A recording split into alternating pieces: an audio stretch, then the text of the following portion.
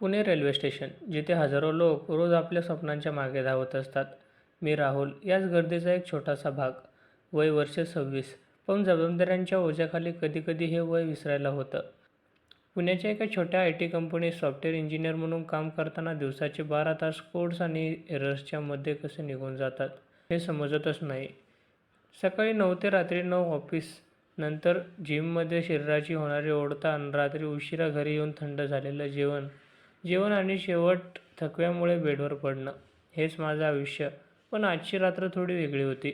ऑफिसच्या एका महत्त्वाच्या प्रोजेक्टसाठी मला तातडीने नागपूरला जावं लागणार होतं. 10 ऑक्टोबरची ती रात्र. मी माझी बॅग भरली आणि पुण्याहून नागपूरला जाण्यासाठी दुर्गा एक्सप्रेस पकडण्यासाठी स्टेशनवर पोहोचलो. 2 टियर AC कोचमध्ये माझी साईड लोअर बर्थ बुक होती.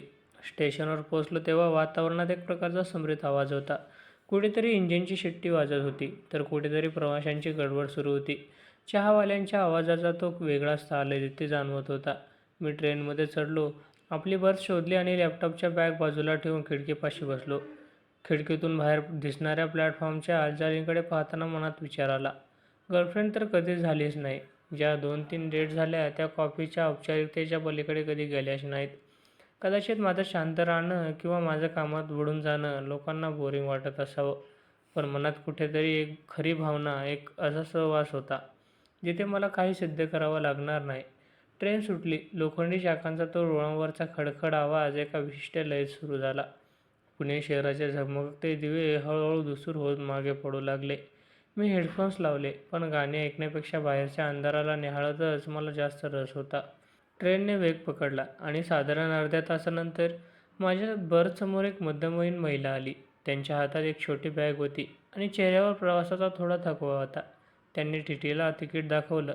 मॅडम, तुमची सीट वरच्या अप्पर बर्थ आहे, पण राहुल इथे साईडला लोअरला आहे, TTने मला निर्देश करत सांगितलं. मी वर पाहिलं.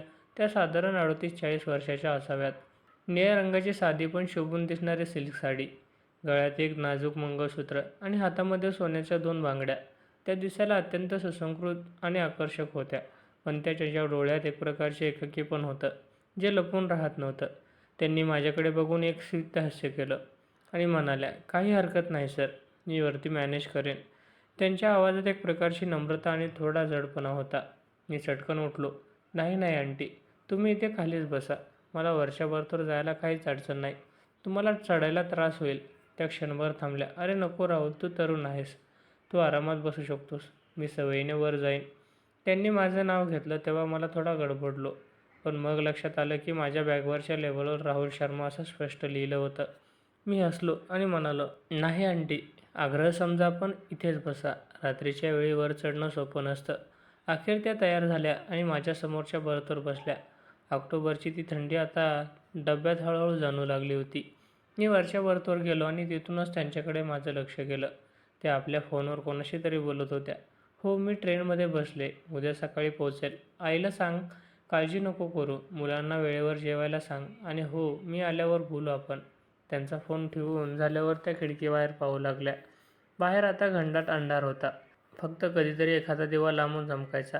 त्यांच्या चेहऱ्यावरचे भाव आता बदलले होते. मगाशी दिसणारं हसू आता गायब झालं होतं.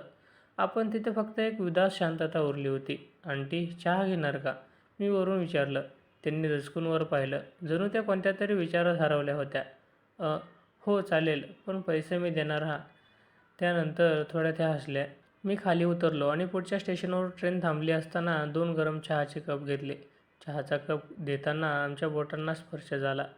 त्यांचे हात खूप थंडगार होते. थँक्यू राहुल, तू पुण्यात काय करतोस? त्यांनी गप्पांना सुरुवात केली.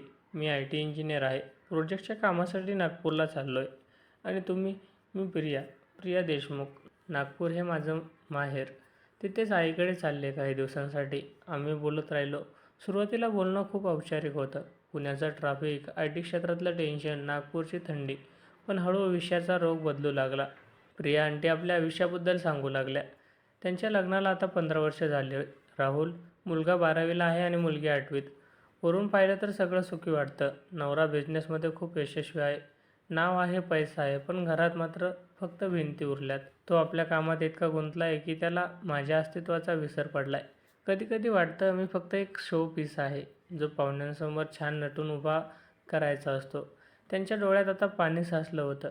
त्या रात्रीच्या शांततेत त्यांचा तो हळवा आवाज माझ्या काळजाला भिडत होता. राहुल, तुला वाटते मी हे अनोळखी मुलाला का सांगते? पण कधीकधी ओळखीच्या माणसापेक्षा अनोळखी माणसं जास्त चांगलं ऐकून घेतात. मी त्यांचा हात हळूच आपल्या हातात घेतला. तो स्पर्श अश्लील नव्हता, तर तो एक आधार होता. प्रिया म्हणजे आंटी. मी समजू शकतो.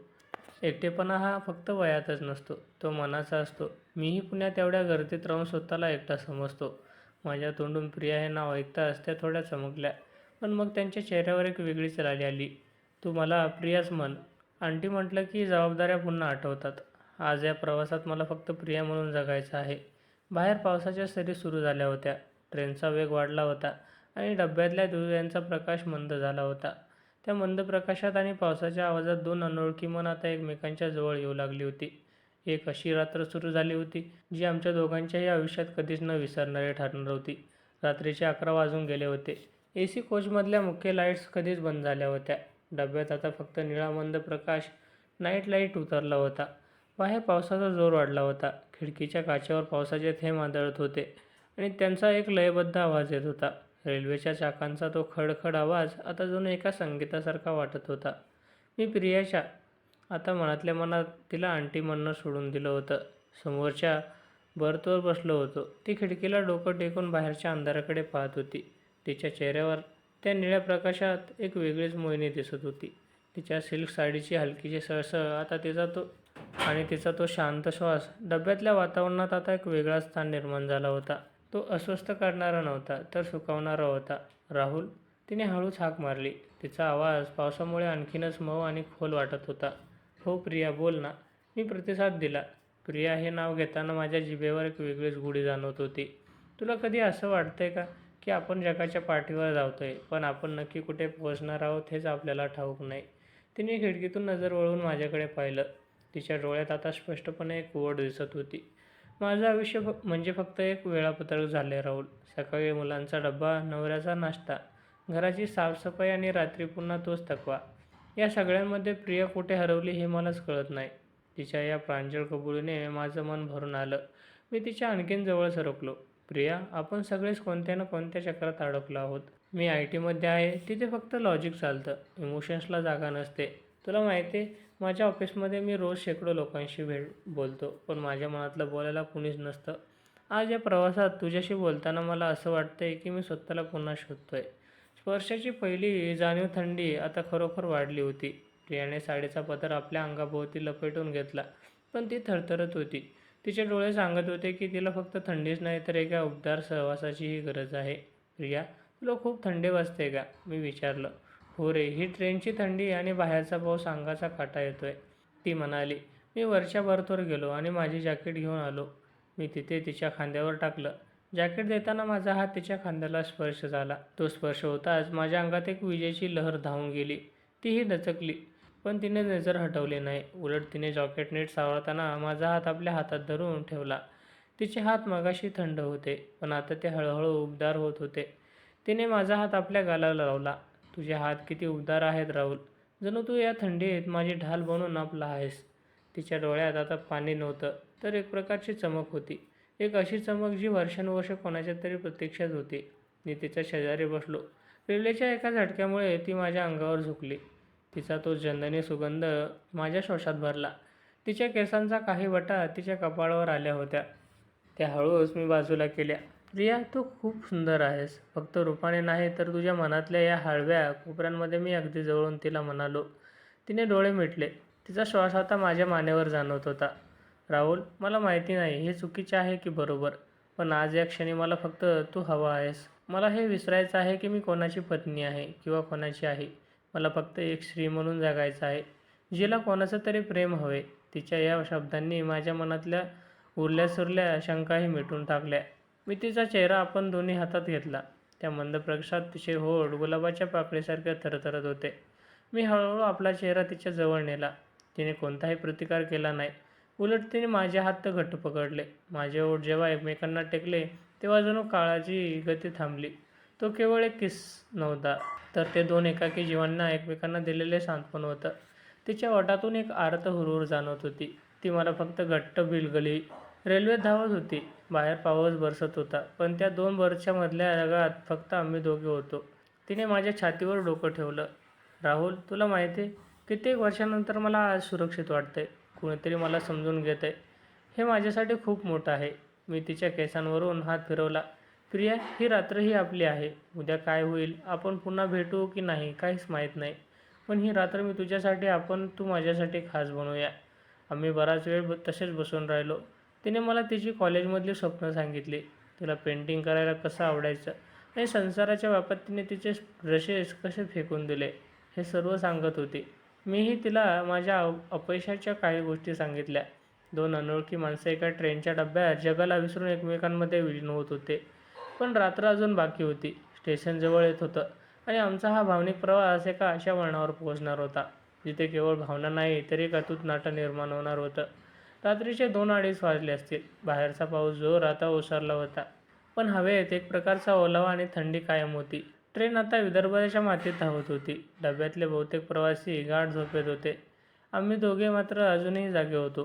प्रियाने माझं जॅकेट अंगावर घेतलं होतं आणि तिने तिचं डोकं माझ्या खांद्यावर टेकवलं होतं.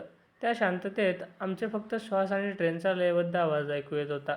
राहुल, ती अगदी हळू आवाजात कुजबुजली. मला वाटतं ही ट्रेन कधीच नागपूरला पोहोचू नये. हे रूळ असे संपत न जावे आणि ही रात्र कधी संपू नये. मी तिचा हात हातात घेतला आणि त्यावर प्रेमाने दाब दिला. प्रिया, काही प्रवास हे मुक्कामापेक्षा त्या प्रवासात भेटलेल्या माणसांपेक्षा जास्त सुंदर असतात. तू मला भेटलीस हे माझ्यासाठी कोणत्याही मुक्कामापेक्षा मोठं आहे. तिने माझ्याकडे पाहिलं. तिचे डोळे आता शांत होते, जणू कित्येक वर्षाची तहान भागली असावी. तिने मला तिच्या आयुष्यातील शेवटचा एक गुपित सांगितलं. राहुल, आजवर मी स्वतःला विसरून गेले होते. पण आज तुझ्यामुळे मला जाणवलं की मी अजून सुंदर आहे. माझ्या भावनांना अजूनही किंमत आहे. तू मला जे आयुष्य दिलं आहेस ना, ते एका रात्रीत ना ते पुढचे 15 दिवसात जगण्यासाठी पुरेल. आम्ही पहाटेपर्यंत तसेच बसून राहिलो. बोलण्यापेक्षा एकमेकांचा सहवास जास्त महत्त्वाचा वाटत होता. त्या काही तासात आम्ही एकमेकांच्या आयुष्यातील इतके जवळ गेलो होतो, जे कदाचित वर्षानुवर्षाच्या ओळखीनेही शक्य झालं नसतं.